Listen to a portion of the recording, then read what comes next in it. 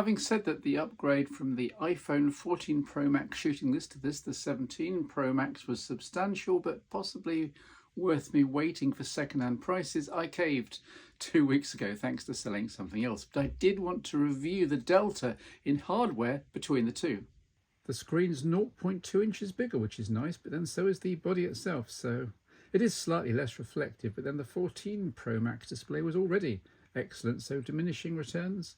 Ceramic Shield 2 is supposed to be even harder to scratch. I guess I'll find out over the next 3 years. The 17 Pro Max is 7 grams lighter, which isn't noticeable, and I've already covered stainless steel to aluminium in my Scratchgate video. The A19 processor is faster for intense tasks than the A16, but that's only kind of 1% of my daily use. For most purposes, this just runs identically. Ditto going from 6 gig of RAM to 12 gig. You can't tell in day-to-day use, but some of the iOS 26 AI features, for example, cleaning up this 8 times telephoto zoomed shot, yes, we'll get rid of him and his bottom half, and also his shoe. Presumably these wouldn't work under 6 gig of RAM, and more RAM is always good for any computer.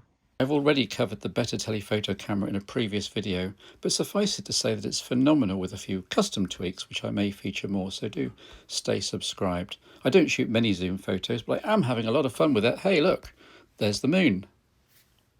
Being able to shoot ProRes RAW video on the 17 Pro Max is amazing technically, but I'll never use it, and neither will 99.9% of other people watching this.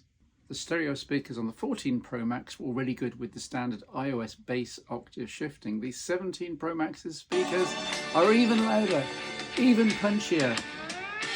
There's more bass and more sparkle like this.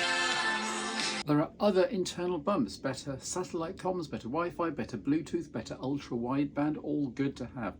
USB Type-C is super to finally have in my primary phone. I've had other Type-C iPhones for playing with, but my main iPhone has been Lightning for years, even if in reality I mainly wirelessly charge it at night. But being able to plug in external storage and hubs directly into the phone is surprisingly handy. Plus you get faster wired and faster wireless charging as well.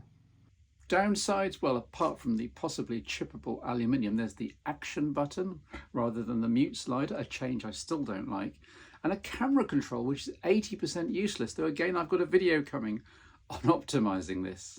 Was it worth the upgrade? Just about.